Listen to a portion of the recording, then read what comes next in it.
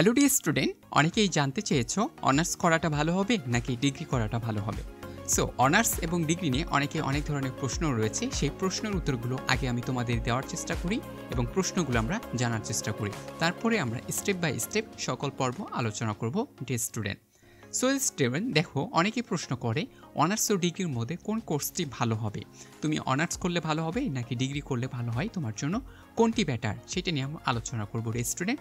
তারপরে অনেকেই জিজ্ঞেস করেছে কোন কোর্সটি নিয়ে পড়াশোনা করলে ভবিষ্যতে ভালো কিছু অর্জন করা যায় বা ভবিষ্যতে ভালো কিছু করার একটা সুযোগ থাকবে। এরপর অনেকেই জানতে চেয়েছে কোন কোর্সটি নিয়ে পড়াশোনা করলে ভালো চাকরি পাওয়া যায়। সো দেখো ডি স্টুডেন্ট, তুমি যদি অনার্স করো অথবা ডিগ্রি করো, তাহলে তুমি কোন কোর্সটি কমপ্লিট করলে খুব সহজেই একটা ভালো চাকরি পেতে পারো, সেই বিষয়টি নিয়েও অনেকেই জানতে চেয়েছে। তারপরে অনেকেই জানতে চেয়েছে কোন কোর্সটির সার্টিফিকেটের মূল্য বেশি বা সার্টিফিকেটের মান বেশি দেওয়া হয়, সেটি তো অনেকেই প্রশ্ন করেছে। আবার অনেকেই জানতে চেয়েছে কোন কোর্সটির গুরুত্ব অনেক বেশি হয়ে থাকে। আবার অনেকেই প্রশ্ন করেছে কোন কোর্সটি করলে সকল ধরনের চাকরি করা যায় বা সুযোগ থাকে। অনার্স করলে খুব তাড়াতাড়ি চাকরি করা যায় নাকি ডিগ্রি করলে খুব তাড়াতাড়ি চাকরি করা যায়। তারপরে আবার অনেকেই জানতে চেয়েছে কোন কোর্সটির সুযোগ সুবিধা সবচেয়ে বেশি থাকে এবং পড়াশোনার খরচ কেমন হয়ে থাকে অনার্স এবং ডিগ্রির মধ্যে। সো ডি স্টুডেন্ট, আমরা এই পর্বে আলোচনা করব এবং উচ্চতর ডিগ্রির মধ্যে কেমন সুযোগ হয়ে রয়েছে এই প্রশ্নগুলোর উত্তর আমরা তোমাকে এই ভিডিওর মাধ্যমে দেওয়ার চেষ্টা করব, যাতে করে তুমি বুঝতে পারো আসলে অনার্স ও ডিগ্রির মধ্যে কি পার্থক্য রয়েছে এবং অনার্স করাটা তোমার জন্য বেটার হবে নাকি ডিগ্রি করাটা তোমার জন্য বেটার ফিল হবে, সেই বিষয়গুলো নিয়ে আমরা সামগ্রিক আলোচনা করব। সো ডি স্টুডেন্ট, আশা করছি ভিডিওটি তোমাদের জন্য ভালো লাগবে এবং তোমাদের ভবিষ্যতে অনেক উপকারী বলে আসবে আশা করছি। সো ডি স্টুডেন্ট, তাহলে চলো আমরা ডিপলি আলোচনা করার চেষ্টা করি আসলে অনার্স করাটা ভালো হবে নাকি ডিগ্রি করাটা তোমার জন্য ভালো হবে।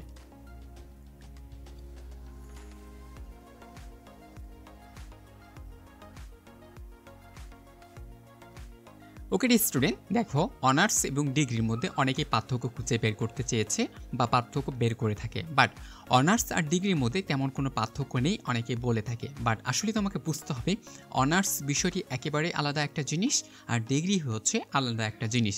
সো অনার্স আর ডিগ্রির মধ্যে অনেক তফাৎ রয়েছে, অনেকেই জানে এবং অনেকেই জানে না। সো কী কী তফাৎ রয়েছে এবং কতটুকু পার্থক্য রয়েছে আমরা এই আলোচনার মাধ্যমেই বুঝতে পারবো। তুমি যদি এই মনোযোগ দিয়ে ভিডিওটির অংশ দেখো, তাহলে তুমি অবশ্যই বুঝতে পারবে অনার্স এবং ডিগ্রির মধ্যে কী কী পার্থক্য রয়েছে। ঠিক আছে?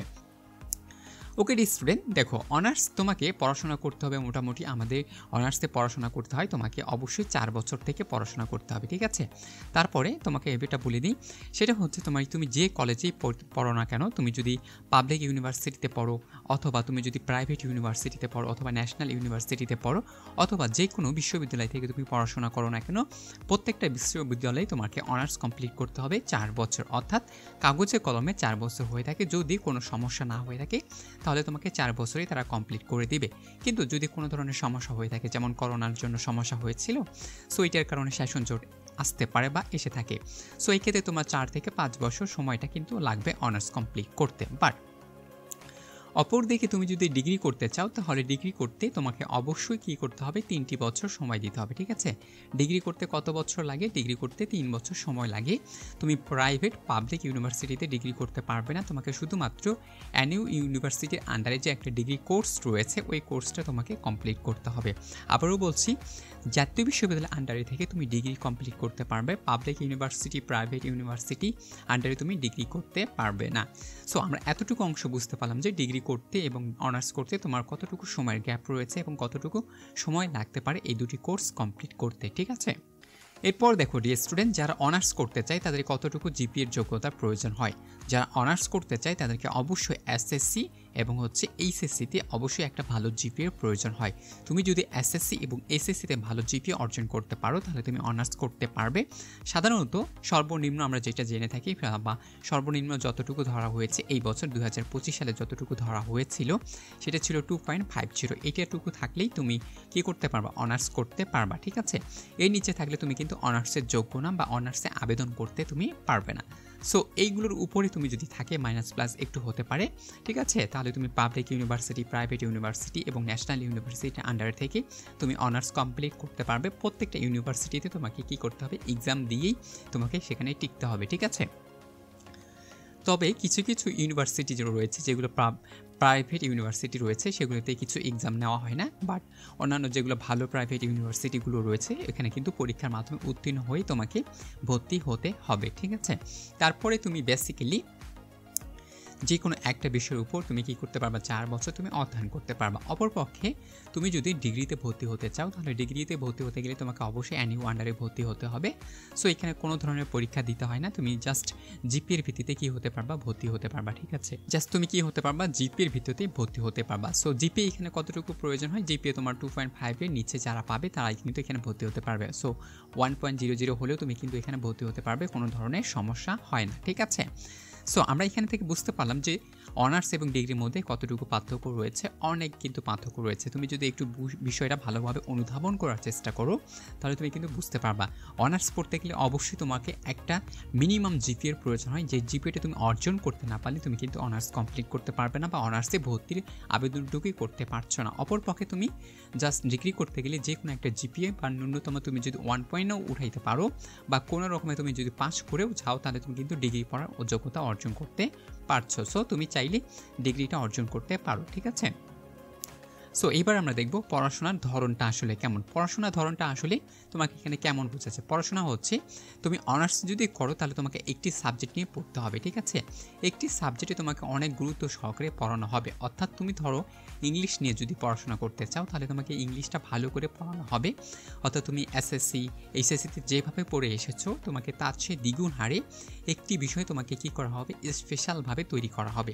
ইংলিশেই তোমাকে স্পেশালভাবে তৈরি করা হবে। ইংলিশে কীভাবে কী হচ্ছে তোমাকে A to Z কিন্তু তারা তোমাকে বিস্তারিতভাবে A to Z তোমাকে কিন্তু এখানে পড়াবে বা শিখিয়ে থাকবে। কিন্তু তুমি যদি ডিগ্রি করতে চাও, ডিগ্রি পড়াশোনাটা কেমন, এখানে ডিগ্রি পড়াশোনাটা হচ্ছে তুমি সায়েন্স থেকে আসো বা আর্টস থেকে অথবা কমার্স থেকে আসো না কেন তোমাকে কিন্তু সকল সাবজেক্টই পড়তে হবে।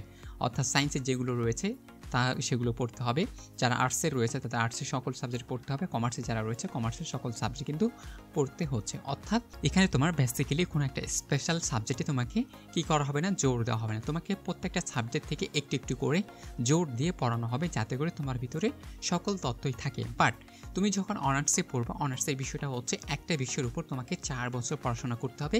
এতে করে তুমি ওই বিষয়টার উপর অনেক অভিজ্ঞতা লাভ করবা। এতে করে তুমি প্রত্যেকটা বিষয়ে অনেকটা এক্সপার্ট হবা, ঠিক আছে। আর উচ্চতর ডিগ্রি অনার্স যারা করে তাদের উচ্চতর ডিগ্রি করার জন্য অবশ্যই সুযোগ থাকে, তারা মাস্টার্স করতে পারে, ঠিক আছে। এটা করার জন্য তোমার অনার্সে যদি 4 বছর যায় তাহলে তোমার মাস্টার্স করার জন্য 1 বছর তোমার এখানে সময় লাগবে। অর্থাৎ তোমার বাংলাদেশে পড়া শেষ করতে তোমার সময় লাগবে মাত্র 5 বছর। কিন্তু ডিগ্রি যারা করবে, ডিগ্রি করলে কিন্তু আরেকটি সুযোগ রয়েছে। তুমি যদি ডিগ্রি করো তাহলে তোমার ডিগ্রি করতে 3 বছর যাবে, তারপর তুমি যদি মাস্টার্স করতে চাও তাহলে তোমার এখানে 2 বছর সময় লাগবে।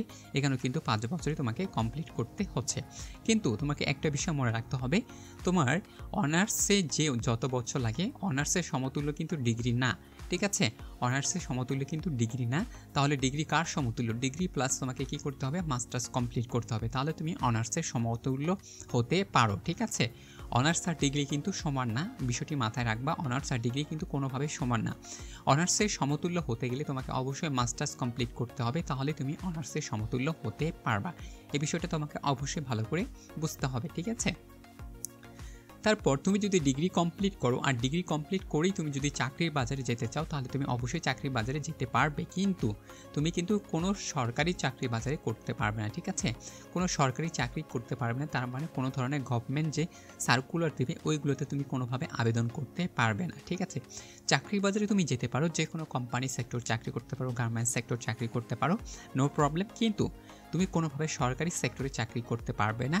সরকারি সেক্টরে চাকরি করতে গেলে যদি আমি বলি সেটা হচ্ছে BCS এর, এটার যদি তুমি দিতে চাও বা এই ধরনের কোনো কাজ করতে চাও তাহলে তোমাকে অবশ্যই 4 বছরই তোমাকে একটা কোর্স কমপ্লিট করতে হবে, সেটা অনার্স কমপ্লিট করতে হতে পারে, ঠিক আছে, বা হয়ে থাকে। কিন্তু তোমার যেহেতু অনার্স কমপ্লিট করার যোগ্যতা নেই বা তুমি পারোনি কোনো কারণে, তাহলে তোমাকে কি করতে হবে, অবশ্যই ডিগ্রি করার পর মাস্টার্স কমপ্লিট করতে হবে। ডিগ্রি এবং মাস্টার্স কমপ্লিট করার পর তুমি কিন্তু BCS পরীক্ষা দিতে পারবা, অর্থাৎ যে কোনো সরকারি চাকরির জন্য তুমি কি করতে পারবা, আবেদন করতে পারবা, পরীক্ষা দিতে পারবা, ভাইবা দিতে পারবা। এই যোগ্যতা তুমি পরবর্তীতে অর্জন করবা।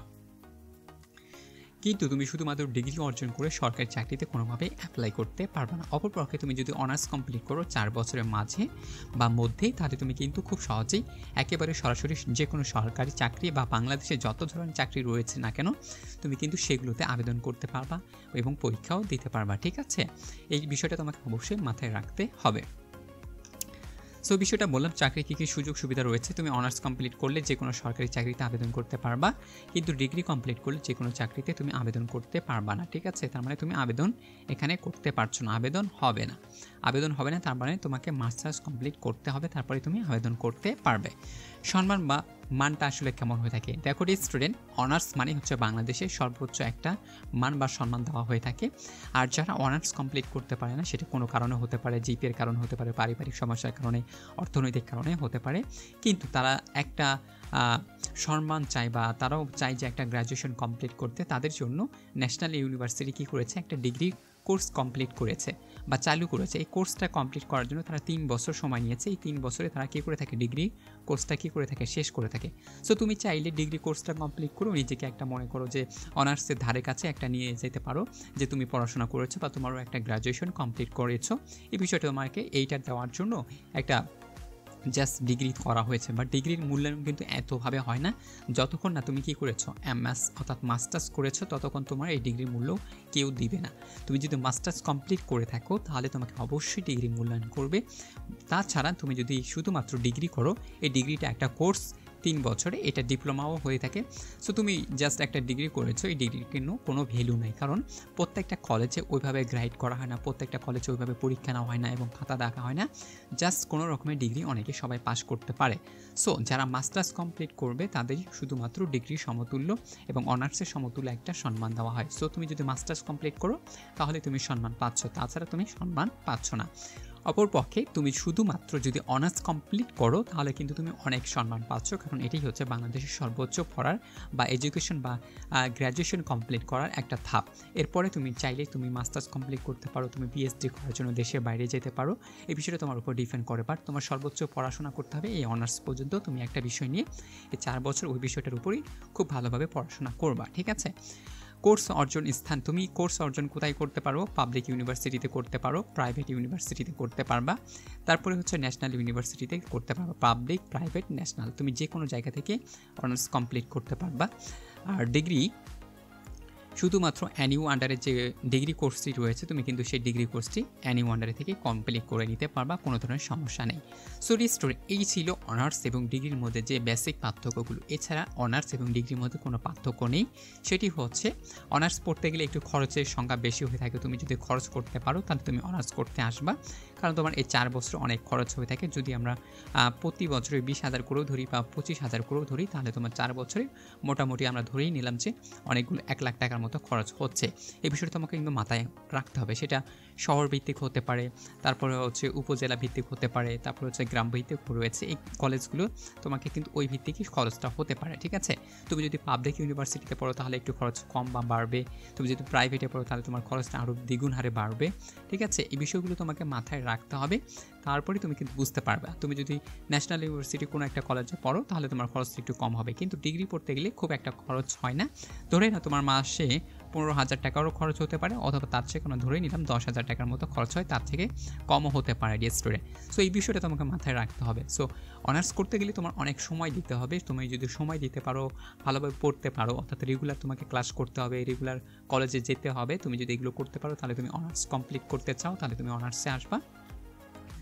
আর তুমি যদি মনে করো যে না, তোমার খুব সহজে চাকরি করা দরকার, তারপরে হচ্ছে পরিবার তোমাকে ওইভাবে সাপোর্ট করতে পারবে না, 3 বছর কোনো রকমে পার করতে চাও বা কোনো রকম একটা কাগজের দরকার, তাহলে তুমি অবশ্যই ডিগ্রি করতে যাবা। এই বিষয়টা মাথায় রেখে তুমি অনার্স এবং ডিগ্রি করতে তোমার কোনটা ভালো লাগছে, তুমি সেটা ডিপেন্ড করছে তুমি তোমার নিজের উপর, তোমার জিপিএ কেমন রয়েছে, তোমার পরিবার কেমন তোমাকে সাপোর্ট করবে কিনা, এই বিষয়গুলোর উপর ডিপেন্ড করে তোমার অনার্সটা নির্ভর করছে। সরি স্টুডেন্ট, আশা করি এই ভিডিওটি তোমাকে অনেক উপকারে লেগেছে। যদি ভালো লেগে থাকে অবশ্যই সাবস্ক্রাইব করে দাও। পরবর্তী আপডেটের জন্য অপেক্ষা করো। আমরা অবশ্যই 2026 সালে কোন কলেজে কতটুকু জিপিএ লাগবে এবং কতটুকু মার্কস প্রয়োজন রয়েছে এবং কোন সাবজেক্ট পেতে গেলে কতটুকু জিপিএর প্রয়োজন হয়, সেই বিষয় নিয়ে আমরা কথা বলবো। আশা করি সেই ভিডিওটির জন্য তোমরা অবশ্যই অপেক্ষা করবে। So thank you very much.